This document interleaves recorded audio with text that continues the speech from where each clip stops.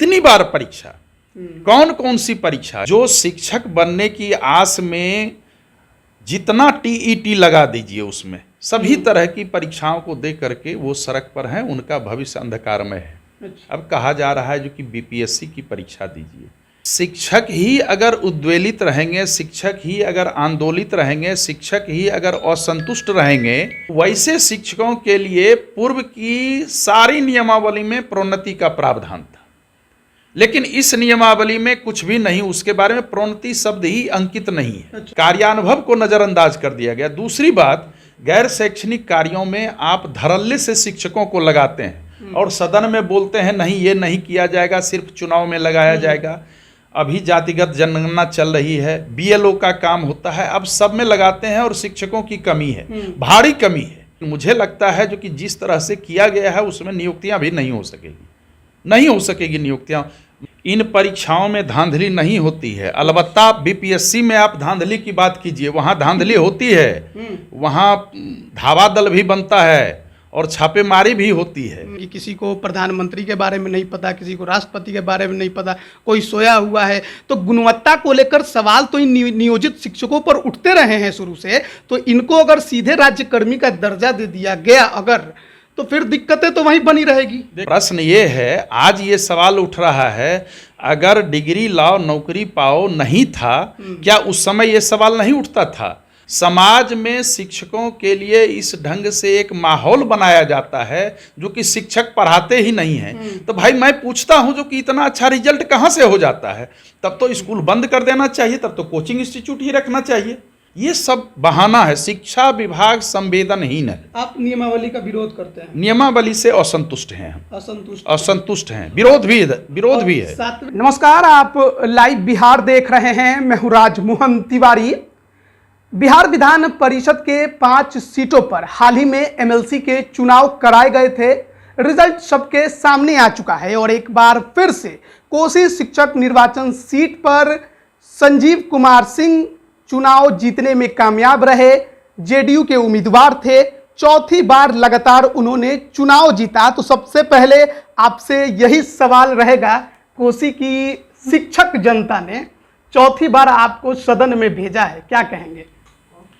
देखिए, ये सही कहा जा रहा है, चूँकि लोकतांत्रिक आस्था जिनकी मजबूत होती है तो देखा जाता है और कहा भी जाता है कि लोकतंत्र के मालिक मतदाता ही होते हैं, और उसमें भी बौद्धिक मतदाताओं ने मुझे निर्वाचित करके यहाँ अपने हक हकूक़ और संघर्ष के लिए यहाँ भेजा है। तो निश्चित रूप से उनके प्रति आभार व्यक्त करते हैं। और जो उसके साथ साथ शुभचिंतक हैं, जो सेवानिवृत्त शिक्षक हैं, उन्होंने भी इस मुहिम में अपने अपने स्तर से मदद की है।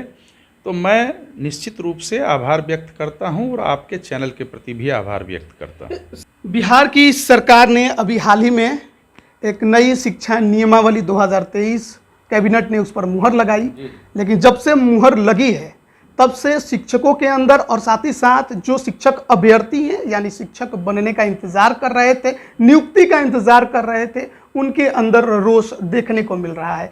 आप कैसे इस नियमावली को देखते हैं? देखिए, किसी भी निर्णय का 2 पक्ष होता है। अगर जमात के लिए कोई भी निर्णय होता है देश और राज्य में, तो उसका 2 पक्ष होता है। एक सैद्धांतिक पक्ष होता है और दूसरा व्यवहारिक पक्ष होता है। व्यवहारिक पक्ष ज़्यादा मजबूत होता है। आप आज देख रहे होंगे, किन्हीं का भी परिवार हो, जो उनका आंतरिक स्रोत है आय का, उस बजट का अधिकांश हिस्सा बच्चों के शिक्षा दीक्षा में चला जाता है। और शिक्षक ही अगर उद्वेलित रहेंगे, शिक्षक ही अगर आंदोलित रहेंगे, शिक्षक ही अगर असंतुष्ट रहेंगे, खास करके जो रीति और नीति है, तो निश्चित रूप से उसका बुरा प्रभाव छात्र छात्राओं पर भी पड़ेगा। और ये जब से नियोजन नियमावली बनी, मैं सबसे पहले सरकार के प्रति आभार व्यक्त करता हूँ। आखिर 17 साल के बाद नियोजनवाद की दुनिया से शिक्षकों की नियुक्ति को पहली बार 17 साल के बाद निकाला गया। लेकिन निकालने के क्रम में शिक्षा विभाग के द्वारा जो प्रस्ताव बनाया गया, जो भेजा गया, जिस नियमावली के बारे में आप कह रहे हैं, जो 10 अप्रैल को अधिसूचित हुआ, उसके व्यवहारिक पक्ष को आप थोड़ा देख लें। जो शिक्षक बनने की आस में जितना टीईटी लगा दीजिए, उसमें सभी तरह की परीक्षाओं को दे करके वो सड़क पर हैं, उनका भविष्य अंधकारमय है। अब कहा जा रहा है जो कि बीपीएससी की परीक्षा दीजिए। सबसे पहले तो केंद्र सरकार ने ये नियम बनाया जो कि अब जो भी शिक्षक होंगे वो प्रशिक्षित होने के उपरांत ही शिक्षक बन सकेंगे, उनकी पात्रता प्रशिक्षित शिक्षकों की ही होगी, बन सकेंगे। लेकिन सबसे बड़ी बात है, सब प्रशिक्षित हैं, पात्रता परीक्षा भी जो लिया गया है या जो पूर्व से 2006 से 2020 तक कार्य कर रहे हैं, उनके लिए दक्षता मूल्यांकन परीक्षा लिया गया। उस परीक्षा में भी खरे उतरे लोग। वैसे शिक्षकों के लिए पूर्व की सारी नियमावली में प्रोन्नति का प्रावधान था, लेकिन इस नियमावली में कुछ भी नहीं, उसके बारे में प्रोन्नति शब्द ही अंकित नहीं है। अच्छा। मैंने पत्र भी लिखा है माननीय मुख्यमंत्री महोदय को और माननीय उप मुख्यमंत्री जी को, मैंने इस संदर्भ में पत्र भी लिखा है जो कि इस पर पुनर्विचार करें। तो ये अगर उम्र के ढलाव पर कोई शिक्षक आज सेवानिवृत्त हो रहे हैं, उनको कह रहे हैं जो कि नए शिक्षक के साथ आप परीक्षा में बैठिए, तो ये हमको लगता है कहीं ना कहीं ये व्यवहारिक पक्ष को भूल जाया गया है। शिक्षा विभाग के द्वारा बहुत ही ये गलत प्रस्ताव और सहज प्रस्ताव भेजा गया। आप समझ लें जो कि 55 वर्ष जिनकी आयु है 5 वर्ष में सेवानिवृत्त होंगे, 56-57 जिनका है 3 वर्ष में सेवानिवृत्त होंगे, उनके साथ जो नवनियुक्त शिक्षक होने वाले हैं वो उस परीक्षा में बैठेंगे, तो उनके कार्यानुभव को नज़रअंदाज कर दिया गया। मेरी आपत्ति यहीं पर है, कार्यानुभव को नज़रअंदाज कर दिया गया। दूसरी बात, गैर शैक्षणिक कार्यों में आप धड़ल्ले से शिक्षकों को लगाते हैं और सदन में बोलते हैं नहीं ये नहीं किया जाएगा, सिर्फ चुनाव में लगाया जाएगा। अभी जातिगत जनगणना चल रही है, बीएलओ का काम होता है, अब सब में लगाते हैं और शिक्षकों की कमी है, भारी कमी है, नियुक्तियां नहीं हो पा रही थी। अब देखा जाए नियुक्तियां होंगी, लेकिन मुझे लगता है जो कि जिस तरह से किया गया है उसमें नियुक्तियां भी नहीं हो सकेगी, नहीं हो सकेगी नियुक्तियां। मांगा जा रहा है, आज से पहले मांगा जा रहा था नियोजन इकाई से, कल से मांगा जा रहा है नई अधिसूचना के तहत। ये मांगने और लेने की प्रक्रिया में ये नियुक्तियां ऐसे नहीं हो सकती है। अभी जब प्रोन्नति का प्रावधान पूर्व की नियमावली में था, तो जो भी प्राथमिक, माध्यमिक, उच्च माध्यमिक शिक्षक या जो भी पुस्तकालय अध्यक्ष हैं, तो सबके लिए प्रोन्नति सेवा में, सेवा संहिता में प्रोन्नति का प्रावधान है। अगर आप उनको प्रोन्नति दे करके राज्यकर्मी का संवर्ग का दर्जा, राज्यकर्मी का दर्जा दे देते हैं, तो निश्चित रूप से दुगुने उत्साह से, चौगुने उत्साह से वो बच्चों को पढ़ाएंगे। लेकिन वो तो नहीं किया गया। तो कुल मिला करके ये जो फ्रेशर्स जो आएंगे, जो पहली बार प्रशिक्षित होने के बाद किसी भी आयोग या बीपीएससी के द्वारा इस पात्रता के लिए अपनी परीक्षा देंगे, उनके लिए वो ठीक है। लेकिन कई अभ्यर्थी जो सड़क पर कई दिनों से, कई वर्षों से आंदोलित हैं, वो लोग परीक्षा उत्तीर्ण कर गए हैं, लेकिन उनकी भी नियुक्ति नहीं हुई, पात्रता परीक्षा जी। और जो दक्षता मूल्यांकन परीक्षा उत्तीर्ण हो गए हैं, उनके लिए तो खैर कतई नहीं होना चाहिए। और ऐसे शिक्षकों की संख्या कुल मिलाकर के लगभग 4 लाख है। बहुत से लोग हैं सोशल मीडिया पे जो इस नियमावली का समर्थन कर रहे हैं और उनका कहना है कि ये परीक्षाएं ठीक हैं। इसके पीछे वो कारण ये दे रहे हैं कि सीटेट हो या एसटीईटी हो, बीटेट हो, जितने भी टीईटी एग्ज़ाम होते हैं उसमें धांधलियां होती हैं, पैसे का खेल होता है, और ऐसे लोग अगर डायरेक्ट नियुक्त हो जाएं तो शिक्षा की गुणवत्ता नहीं सुधरेगी। तो इसको आप कितना सही मानते हैं? नहीं, देखिए, वो सबसे बड़ी बात है जो कि जितनी भी एस्टेट हो, सीटेट हो, दक्षता मूल्यांकन हो, इसमें आज तक मैं भी एक शिक्षक प्रतिनिधि हूँ, इन परीक्षाओं में धांधली नहीं होती है। अलबत्ता बीपीएससी में आप धांधली की बात कीजिए, वहाँ धांधली होती है, वहाँ धावा दल भी बनता है और छापेमारी भी होती है। लेकिन इन परीक्षाओं में मैंने आज तक नहीं सुना है, न कहीं पढ़ा है, नहीं सुना है। परीक्षा अच्छी चीज़ है, लेकिन परीक्षा जब एक तरह की परीक्षा, आप विशेष परीक्षा आपने ले लिया है, मैं तो कह रहा हूं आपको दक्षता मूल्यांकन परीक्षा, तो दक्षता मूल्यांकन परीक्षा जो उत्तीर्ण हो गए हैं, अब कितनी बार परीक्षा लेंगे आप? अब प्रोन्नति का नियमावली में जो रखा हुआ है प्रावधान, उसको कहाँ आप हटा करके फेंक दिए? ये गलत है, ये गलत है। हमको लगता है इस नियमावली पर गंभीरता से पुनर्विचार होना चाहिए। चूंकि शिक्षक आपके हैं, और आपने उन शिक्षकों को शुरू से लेकर के आज तक अग्नि परीक्षा में आपने अग्नि परीक्षा ली है और उसमें वो खरे उतरे हैं। अब रेस में आप अगर किसी को लगाते हैं तो 55 वर्ष के उम्र को भी कहिएगा 1000 मीटर दौड़िए इतना मिनट में, और 30 वर्ष के भी लोगों को कहिएगा इतना मिनट में दौड़िए, तो ये तो संभव नहीं है।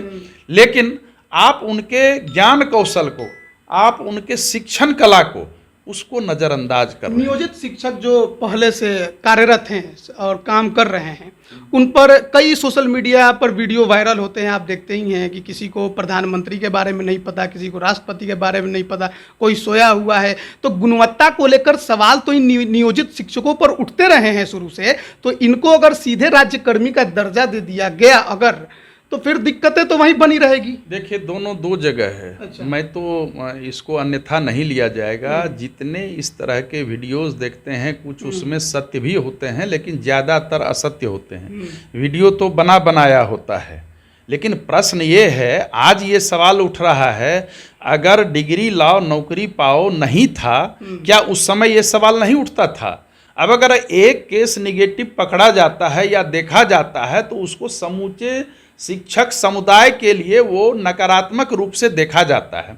समाज में शिक्षकों के लिए इस ढंग से एक माहौल बनाया जाता है जो कि शिक्षक पढ़ाते ही नहीं हैं। तो भाई मैं पूछता हूं, जो कि इतना अच्छा रिजल्ट कहां से हो जाता है? तब तो स्कूल बंद कर देना चाहिए, तब तो कोचिंग इंस्टीट्यूट ही रखना चाहिए। आखिर इतना 30 लाख लड़के परीक्षा दिए, 30 लाख, आप सुन लीजिए, छोटी संख्या नहीं है। मैट्रिक और इंटरमीडिएट में 30 लाख लड़कों ने परीक्षा दिया, कितना अच्छा रिजल्ट हुआ। तो अब कहा जाएगा नहीं, ये शिक्षकों के बदौलत नहीं हुआ, ये अभिभावक ने अपने छात्रों को पढ़ाया तो कोचिंग इंस्टीट्यूट में वो पढ़े, या छात्र अपने स्व अध्ययन किए इसलिए हुआ। ये सब तो तर्क वितर्क की बात है, तर्क उतर्क की बात है, ऐसी कोई बात नहीं है। बात अभी नियमावली की हो रही है। नियमावली पर पुनर्विचार होना चाहिए और इसमें एक्सपीरियंस को, जो वर्क एक्सपीरियंस है, जो अध्यापन का अनुभव इतने दिनों का है। हम महाविद्यालय में शिक्षक हैं, महाविद्यालय में 2-3 तरह की प्रोन्नति होती है।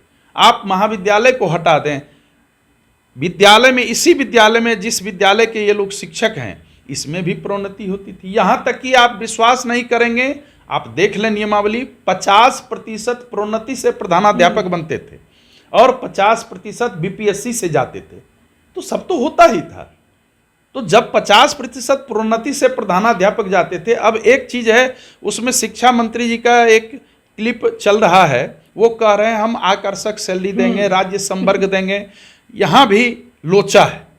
ये आकर्षक सैलरी, अगर वो पूर्व से, जो आज से 2006 से पहले सैलरी दी जाती थी, उससे भी अगर अच्छा देंगे तब तो आकर्षक की परिभाषा निकल जाती है, जो कि बहुत अच्छा होगा।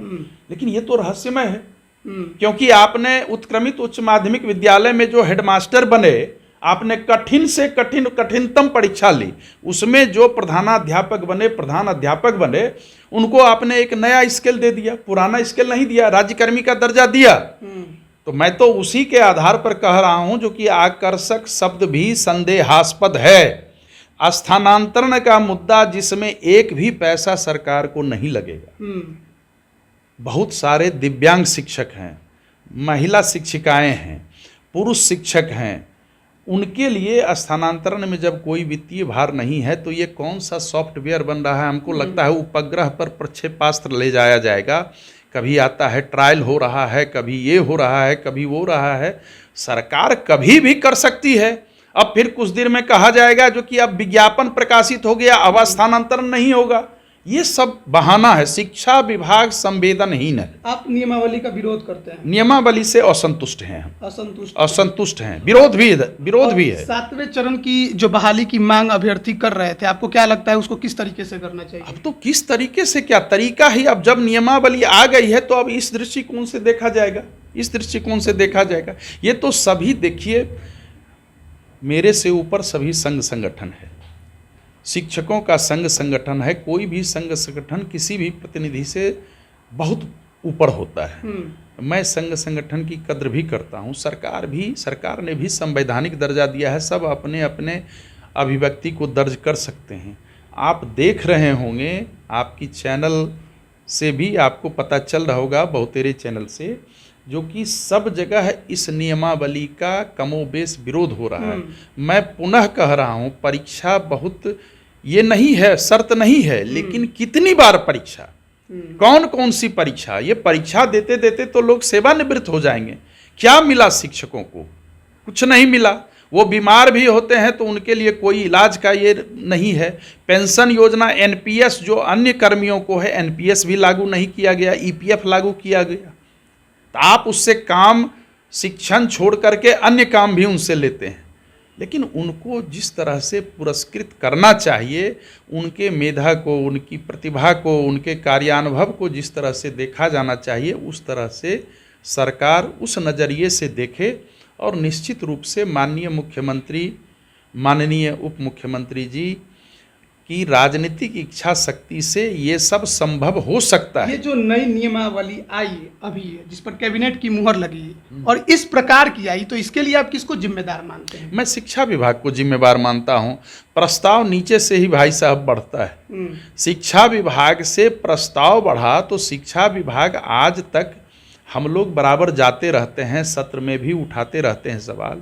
शिक्षक प्रतिनिधियों को बुला करके, पहले भी होता था, मैंने देखा है, मेरे पिताजी भी विधान पार्षद थे, मैंने उस समय देखा है, बुला करके शिक्षा विभाग में माननीय शिक्षा मंत्री जी बुलाते थे और सबसे सलाह लेते थे।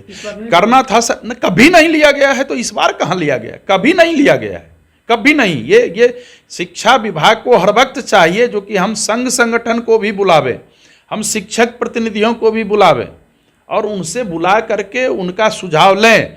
मानना या ना मानना वो सरकार का काम। तो आप तो जेडीयू में हैं, जेडीयू से एमएलसी हैं, सरकार आपकी है, बातचीत हुआ इस मुद्दे पर? नहीं, सरकार आपकी भी है, सरकार मेरी नहीं है। देखिए सरकार आपकी सरकार में है। नहीं, ठीक है, सत्ता पक्ष से हूँ, लेकिन आपको मैं बता देता हूँ, सरकार में मंत्री होते हैं, मुख्यमंत्री होते हैं, विधायक सरकार में नहीं होते हैं। सत्ता में भले रहते हैं, पक्ष और विपक्ष होता ही है राजनीति में, वो कोई मामला नहीं है। मैं सिर्फ ये कह रहा हूं जो कि संघ संगठन और शिक्षक प्रतिनिधियों, इसमें पार्टी कहीं नहीं है।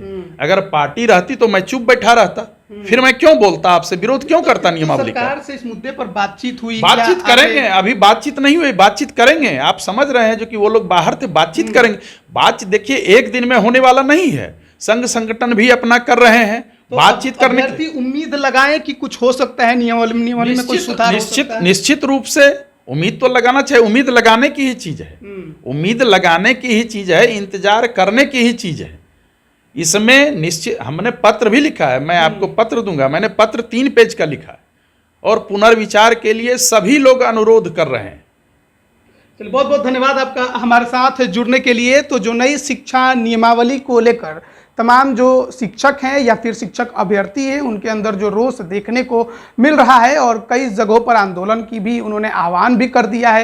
राजधानी पटना में लगातार यह देखने को मिल रहा है, अभ्यर्थी सड़क पर उतर रहे हैं, इसका विरोध कर रहे हैं। लेकिन जो शिक्षक प्रतिनिधि हैं, जो सदन में हैं और सरकार से संवाद भी करते रहते हैं, तो आखिरकार उनका क्या राय है। और कोसी शिक्षक निर्वाचन सीट से जीत कर आए जेडीयू एमएलसी संजीव कुमार सिंह ने साफ तौर पर कहा है कि वो इस नियमावली से संतुष्ट नहीं है, विरोध भी करते हैं और इस मुद्दे को लेकर, इस विषय को लेकर सरकार से जल्द ही वो बातचीत करेंगे। बने रहिए लाइव बिहार के साथ। आप सभी का बहुत बहुत धन्यवाद। लाइव बिहार यूट्यूब पर सब्सक्राइब और फेसबुक पर लाइक जरूर करें।